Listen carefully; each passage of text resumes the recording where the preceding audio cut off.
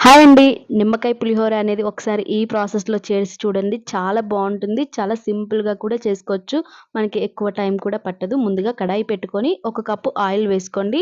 మెయిన్‌గా ఈ పులిహోరకి ఆయిల్ ఎక్కువుంటే కొంచెం టేస్ట్ బావుంటుంది. ఒక కప్పు ఆయిల్ వేసుకొని ఇందులోకి 1 టేబుల్ స్పూన్ శనగపప్పు, 1 టేబుల్ స్పూన్ మినపప్పు, 1 టేబుల్ స్పూన్ జీలకర్ర, 1 టేబుల్ స్పూన్ ఆవాలు ఇవన్నీ బాగా చిటపటలాడిన తర్వాత ఇందులోకి ఒక 5 పచ్చిమిర్చి సన్నగా తరిగి వేసుకోండి. బాగా ఫ్రై అయిన తర్వాత ఇందులోకి ఒక కప్పు జీడిపప్పు వేసుకోండి. అలాగే పల్లీలు కూడా ఒక కప్పు వేసుకోండి. టేస్ట్ అనేది చాలా బావుంటది. లో ఫ్లేమ్‌లో ఫ్రై చేసుకోండి. హై ఫ్లేమ్ కాకుండా చక్కగా బాగా దోరగా వేగిన తర్వాత ఇందులోకి మళ్ళీ కరివేపాకు కూడా వేసుకోండి. అలాగే చిటికెడంత పసుపు కూడా వేసుకోండి. అలాగే కొంచెం కొత్తిమీర సన్నగా తరిగి వేసేసుకోండి.